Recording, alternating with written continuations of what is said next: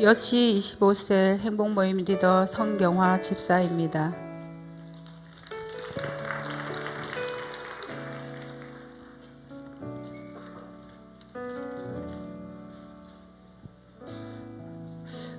올해 끝자락에서 2023년을 돌아보니 여기까지 인도하신 에베네셀의 하나님이 제일 먼저 놀랐습니다.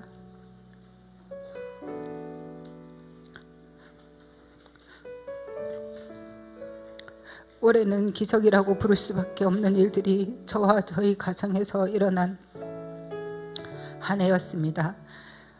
2023년을 시작한 지 얼마 되지 않아 큰아이에게 문제가 생겼음을 알게 되었습니다.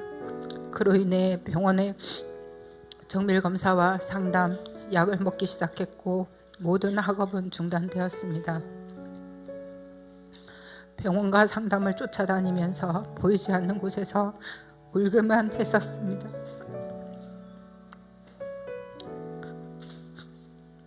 그렇게 몇 주가 지나서 하나님만이 할 수 있다는 생각이 들었습니다. 아이를 설득하여 근무가 아닐 때는 아이와 함께 금요철야 예배에 나오기 시작했습니다. 다시 나온 금요철야 예배 첫날은 2월 10일입니다. 그날 설교 말씀은 절망감이었습니다. 그 다음 주는 두려움이었습니다. 그 말씀들은 꼭 우리가 올 줄 알고 준비하신 말씀인 것 같았습니다. 처음에는 아이를 위한 말씀이라 생각하고 아이가 듣지 못하고 깨닫지 못함에 탄식하였습니다. 그러나 그 말씀들은 저를 향한 말씀이었습니다. 그 말씀들이 살아 저의 혼과 영과 관절과 골수를 찔러 쪼개기 시작하였습니다. 굳은 마음과 교만한 마음을 쪼개고 부수었습니다. 기도 중에 하나님께서는 저에게 돌아온 당자라고 하셨고 회개했을 때 곡조가 있는 말씀으로 저를 위로하시고 품어주시며 평안을 주셨습니다. 늘 우리 목사님께서 아무나 올 수 없는 예배의 자리라고 하셨던 뜻과 이유를 그제야 깨달았습니다. 아이보다 저를 위해 부르셨음을 깨닫게 되었습니다. 다시 하나님의 은혜에 힘을 얻었지만 현실은 만만치 않았습니다. 아이가 중학교 3학년이 되어 학기가 시작되었는데 또다시 학교 생활을 힘들어했습니다. 기도하면서 방법을 구했습니다. 기도 중 받은 말씀을 힘입어 학교의 문제를 제기했습니다. 그러나 문제가 더 커지게 되면서 저와 아이의 공동체에 도구 기도를 요청하고 남편이 새벽 기도를 나가기 시작했습니다. 많은 분의 기도 덕분이었는지 단 이틀 만에 하나님께서 해결해 주셨습니다. 기적 같은 일이었습니다. 우리의 시간과 하나님의 시간은 다르다는 것을 또 한 번 체험하는 시간이었습니다. 그러나 문제의 한 고비를 넘겼지만 아이는 좋아지는 것이 없었습니다. 기도하는 중에 아픈 아이를 통해 저의 깊은 곳에 감추어 두었던 것들이 수면 위로 올라오면서 정확히 저의 상태를 보게 하셨습니다. 수십 년을 포로된 자였고 눌린 자였다는 것을 아이를 통해 거울을 보듯이 보게 하시며 복음을 누리지 못한 자였음을 깨닫게 하셨습니다. 기도하던 남편도 알게 하셔서 같이 합심하여 저와 저희 가정에 묻고 있는 결박을 대적하고 풀었습니다. 아주 오랫동안 매던 무거운 배낭을 벗어버린 것처럼 홀가분해졌습니다. 제가 깨닫고 싶다고 깨달아지는 것도 아니며 벗어나고 싶다고 벗어날 수 있는 것이 아니라 오직 하나님의 은혜로만 가능한 일임을 깨닫는 시간이었습니다. 얼마 후 둘째가 척추 엑스레이 찍게 되었는데 척추 측만증을 진단받았습니다.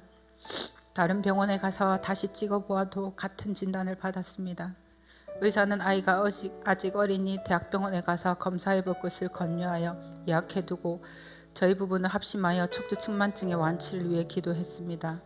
예약 날짜가 되어 다시 검사를 받고 결과를 듣는 순간 웃음이 나왔습니다. 그 결과는 아무 이상이 없다는 것이었습니다.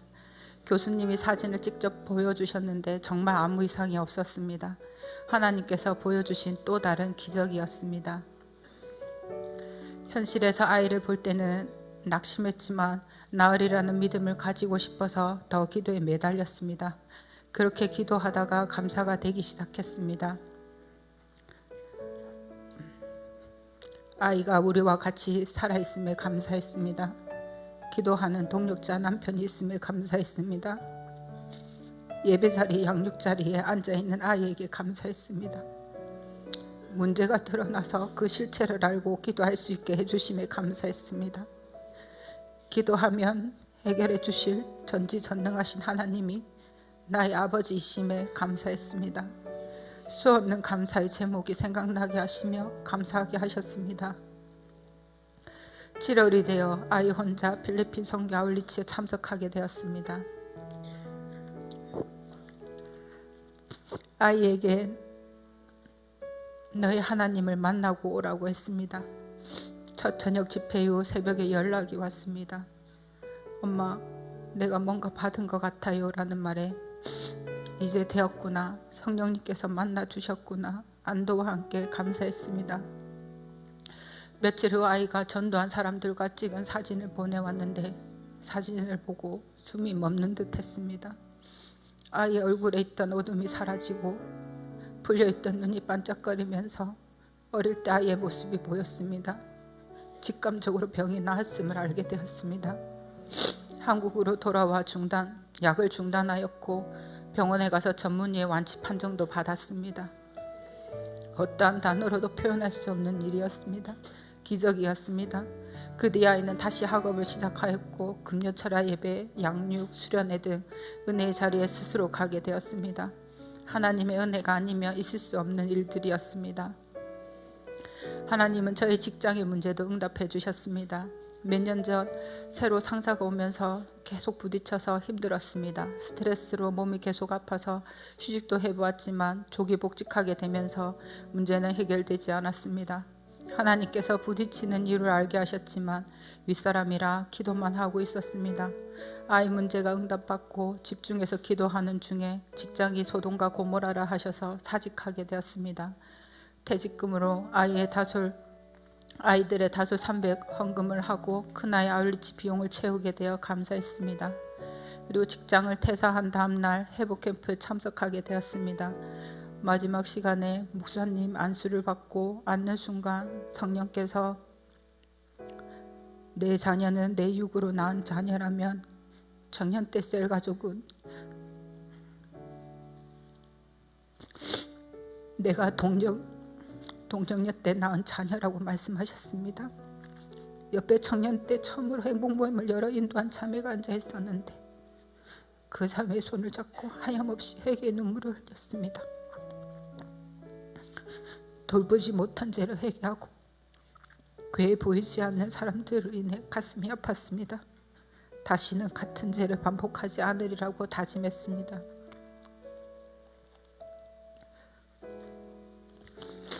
직장을 위해 기도하는 중 연락이 먼저 온 곳에 면접을 가니 간호부장님은 저를 위해 없는 자리라도 만들어 주겠다고 하셨습니다. 하나님은 자녀를 위해 믿지 않는 사람도 사용하심을 깨달았고 감사했습니다. 올해 하나님은 저와 저희 가정에 측량할 수 없는 은혜를 폭포수같이 부어주셨습니다. 시작은 고난이었지만 고난을 통해 에베네셀의 하나님께서 많은 기적을 보여주셨습니다. 이방인이었던 죄인을 자녀 삼아주신 것도 기적인데 기적 같은 기도 응답들은 말로 표현할 수 없는 은혜였습니다. 양육받던 중 세계 비전에 이루는 사명자에 대해서 배우면서 깨달았습니다.